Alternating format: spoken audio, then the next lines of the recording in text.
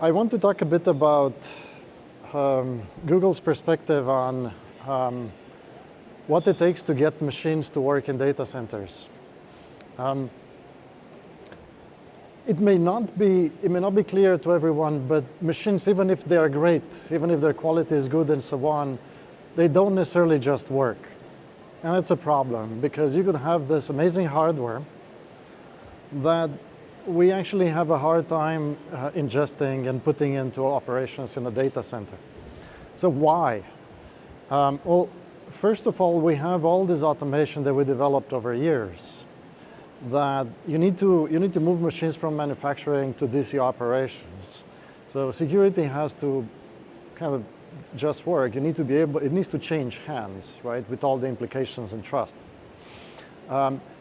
You need to be able to upgrade the firmware and software when it lands from a manufacturing image to something else. And we need to be able to gather telemetry and so on. And standards have evolved, and everything is getting better, but it's not there. So we're still struggling to just get a machine that in itself is good and put it in a data center. So there's more to it. We do our own repairs at scale, and we need to understand what goes wrong with it. We need to be able to run stress tests that usually are done in manufacturing, but we need to repeat them as well. So this just got worse. It's not just that it's hard to bring in a simple machine, but machines got very complicated. We routinely see machines with multiple boards that have to talk to each other below the OS. The firmware needs to talk to the other firmware. It's not always from the same vendor. There are sometimes multiple roots of trust. There are sometimes multiple BMCs. And there are many, many programmables. And all of this don't just work. Moreover, the use cases got complicated as well. So for instance, when you work in the cloud, in the public cloud, there is a temptation to go all the way to the hardware to sell lower and lower level offerings, virtualized hardware lower and lower, but at the same time, you also want very tight security. You don't want any data contamination and so on, or even admin contamination and so on. So my point is, things don't just work as they are today, and the problem is getting harder. Has gotten harder and is getting harder.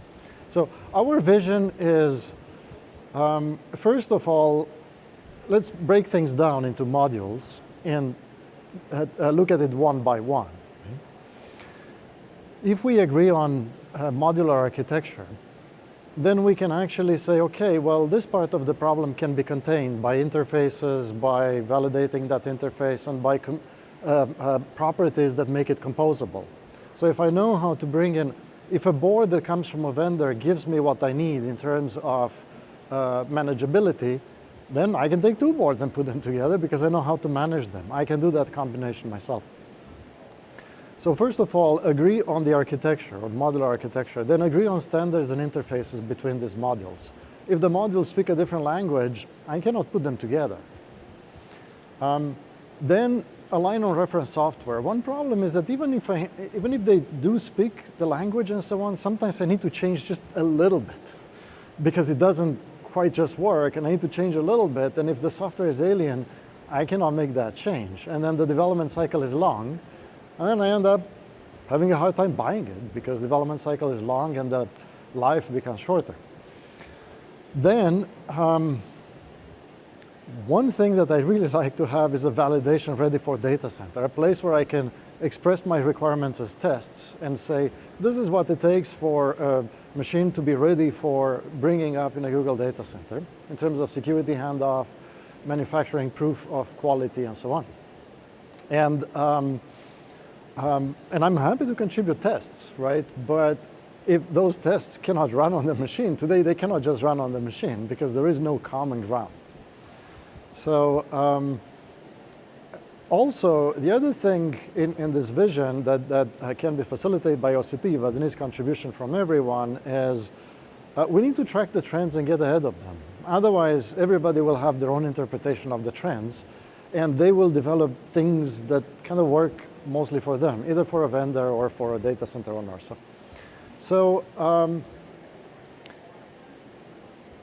the simple vision here, or the simple expression of the vision is think of pick reference hardware, have some reference software stack that everybody sees and can change or derive or play with and so on, and then have a validation framework where hyperscalers and other data center owners can formulate their requirements as tests. Then every vendor can go there and say, well, there are 20 tests there. I'm going to make sure the test can run, and then I'll make sure the tests pass.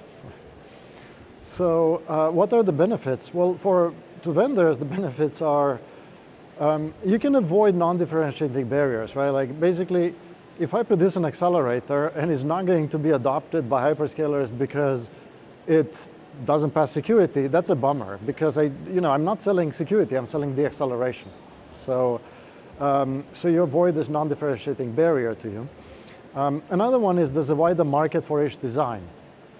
So because now all of a sudden your design, maybe you did it for one customer, but if it's publicly validated, then others can look at it as well, right? Maybe in completely different markets, or maybe more players from the same market.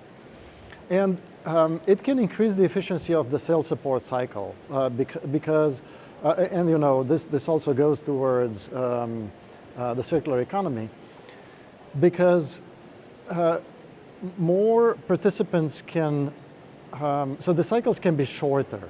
Right? If I can debug something without bringing in a vendor, then I prefer to do that. If I can figure out how to support it, then I'd like to do that. Right? It's an option. It's good to have options. And what are the benefits to the end users, to hyperscalers, to edge, to enterprise data centers? You get faster to market. Right now, I have my team is working on many designs, right? And if they look more similar to each other, we could do them faster. If we cannot do them fast enough, we miss the window of opportunity. If the window of opportunity is too short, we buy less. It's as simple as that.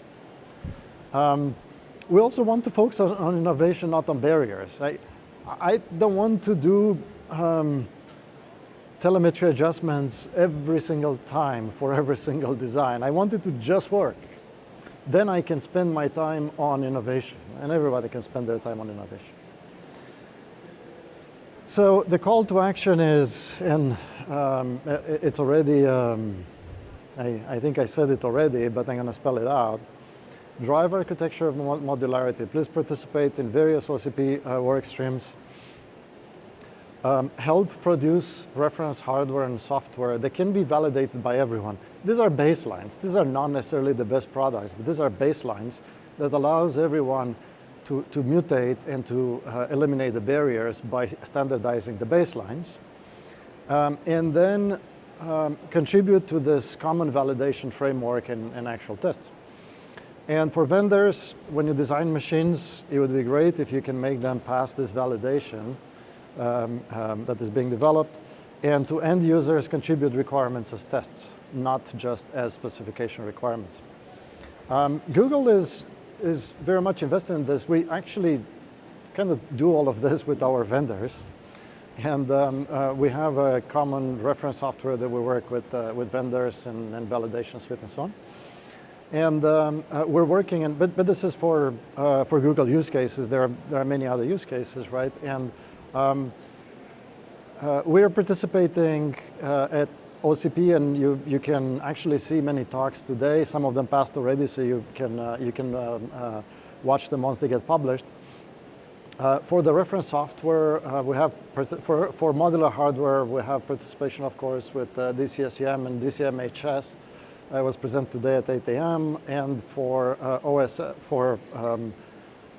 open system firmware, Ron is giving a talk today about Linux boot at scale. Andres and Jeff talked about composable security.